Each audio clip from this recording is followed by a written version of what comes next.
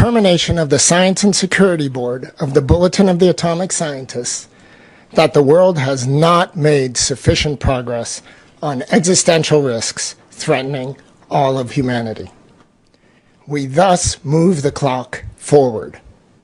In setting the clock closer to midnight, we send a stark signal. Because the world is already perilously close to the precipice, any move towards midnight should be taken as an indication of extreme danger and an unmistakable warning. Every second of delay in reversing course increases the probability of global disaster. It is now 89 seconds to midnight. This is the closest the world has ever been to midnight. Midnight being those bombs, those AKA nuclear missiles, the judgment of Yahweh Bashim Yahushua being let loose on these people.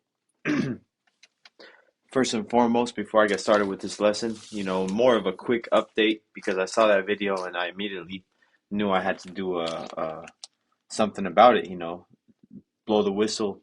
But before I get started, I'd like to give all glory, honor, and infinite praises to Yahweh, Bahashem, Yahweh Shai, Bahashem, Ruach HaKodesh.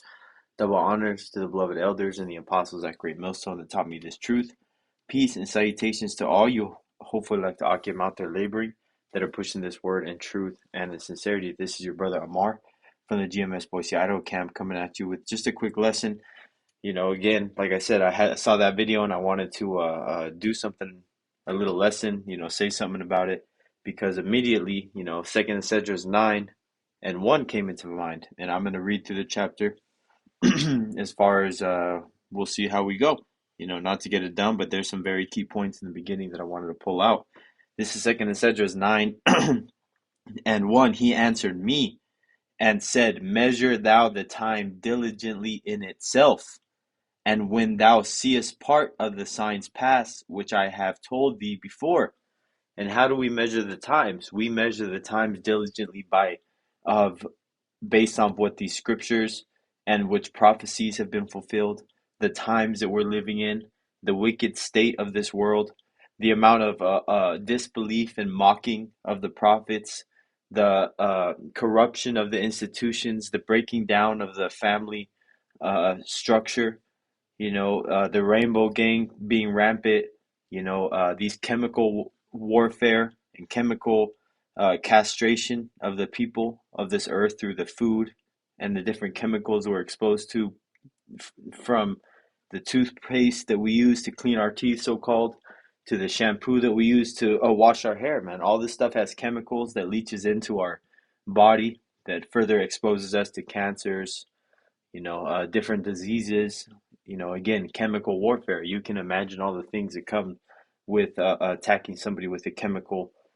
based warfare, not to mention a thermonuclear warfare, which is what the ultimate destruction of this place is going to be.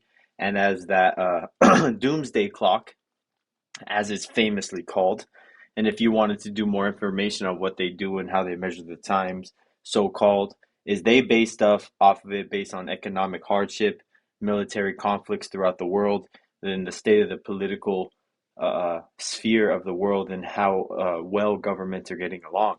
And that's how they measure the time of all-out nuclear warfare taking place.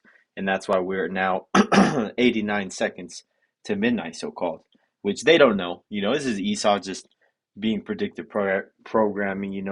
He doesn't understand, nor does anybody understand ultimately when the final day of this place is going to be. Only Yahweh knows. But this is 2nd Esdras 9:2. Then shalt thou understand that it is the very same time wherein the highest will begin to visit the world which he made. And we know, pursuing to Isaiah 29:6, just how the Lord visits this place with judgments. As we read into further, I'll just read it since I called it out. This is Isaiah 29:6. Once the app loads up, Isaiah 29:6. Thou shalt be visited. That's a key. This is how the Lord, Yahweh, Ba'ashim Yahushai, visits this place. with judgments. Thou shalt be visited of the Lord Yahweh of hosts with thunder and with earthquake and great noise, with storm and tempest and the flame of devouring fire. Ultimately judgments in every way, shape, or form, and elemental form. Not just in natural disasters, but also in these people, the plagues. Biological warfare, whatever type of judgment is coming. The Lord's visiting this place. This is verse 3, 2 Esdras 9 and 3. Therefore, when there shall be seen earthquakes and uproars of the people in the world. There just was an earthquake in Boston, which is like a rare area for seismic activity, not to mention, increase of earthquakes all around the world and uproars of the people in the world, with there's all these different protests against the governments, the deportation, of our northern kingdom, and the Latino tribes all the way down to the West Indies, in the Southern Kingdom as well, being affected, through immigration through Haiti, Jamaica, different Jake down there down south. Continuing, verse 4, then shalt thou well understand that the Most High spake of those things from the days that were before thee, even from the beginning. And we have always been warned of the prophets of these perilous times, and this devil that is ultimately going to clamp down and have one more go at our people. Like the scriptures say, he will lay hands on you.